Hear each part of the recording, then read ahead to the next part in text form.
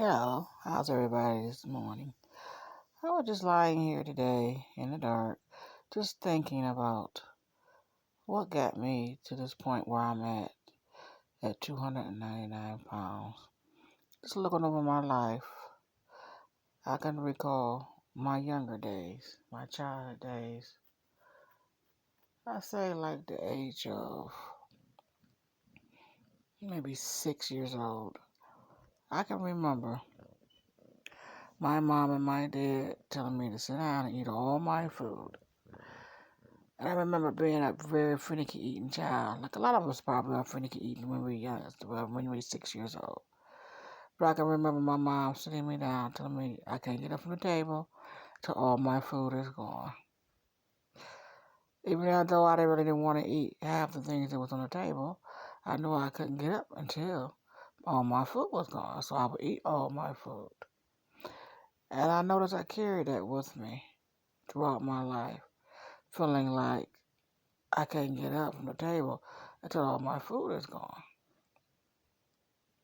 And I think that causes me to overeat. Because I noticed that you can be halfway through your plate of food and be full. But because it's not all gone, you're going to continue to eat it all. And then you're overeating. And from doing research, that stretches your stomach past where it needs to go. And after a while, the pounds start coming on, the fat start coming on, and you continuously do that, the stomach continuously to stretch, and before you know it, you're at 299 pounds. But it took me a while to realize that. And realizing that, I think that it helped me with my weight loss journey. And I remember my dad saying to me that he blamed himself.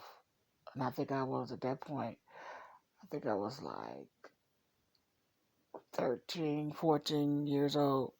And I remember he said he blamed himself for me being overweight. Even at that age, I was overweight. I've always been overweight. And I remember him saying that I was sitting down. He said, Riley, going to eat your food. So I ate my hot dog and I go and grab another one.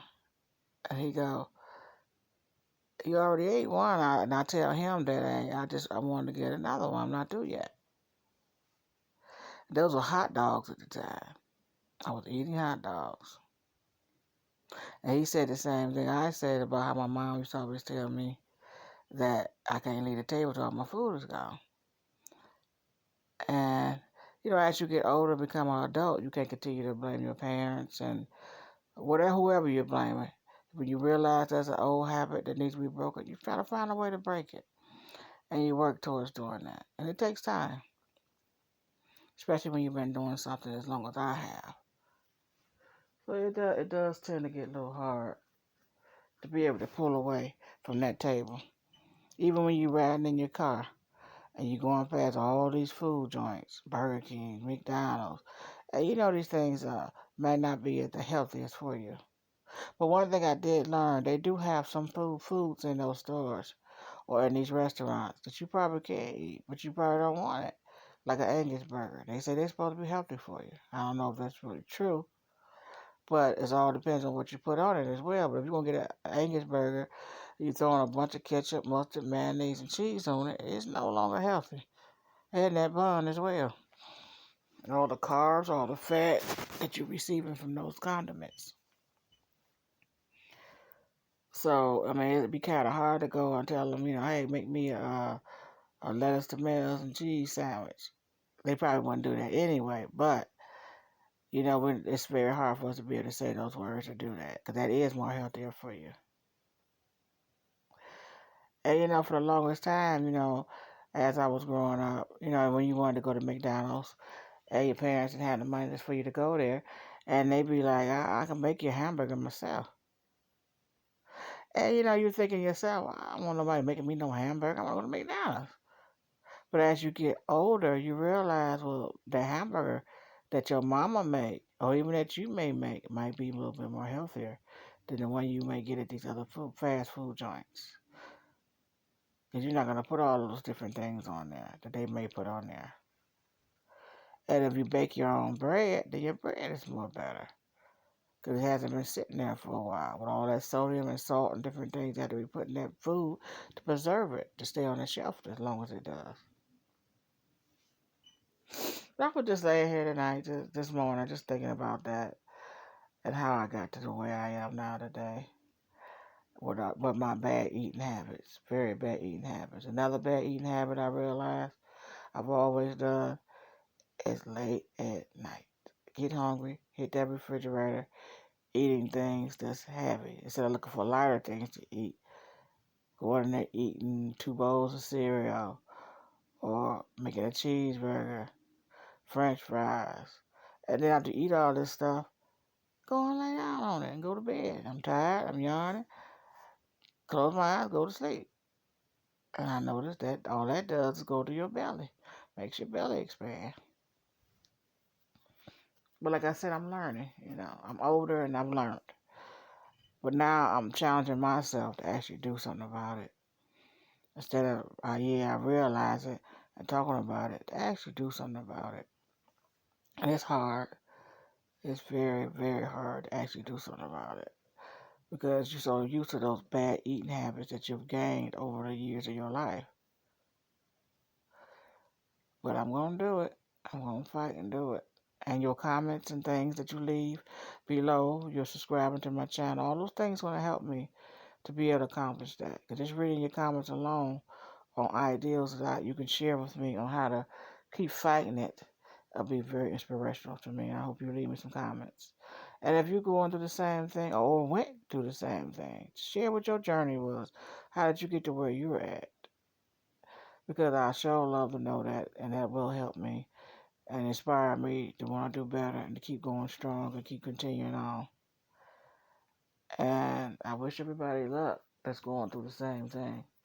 But the first thing is to learn where it stems from, how you came to that point, and to try to get rid of it.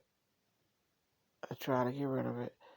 Whatever those negative things that you've done all your life, to try your best to work through it. And that's what I want to continue to do.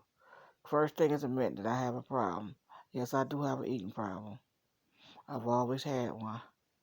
Eating, I think, has become a crutch for me. When I'm upset, when I'm lonely, when I'm bored, I go find some food and sit down in front of the TV and eat it. Then when I get through, I'm sleeping. And then it took me a while to realize some of the foods that I was eating, like all that bread.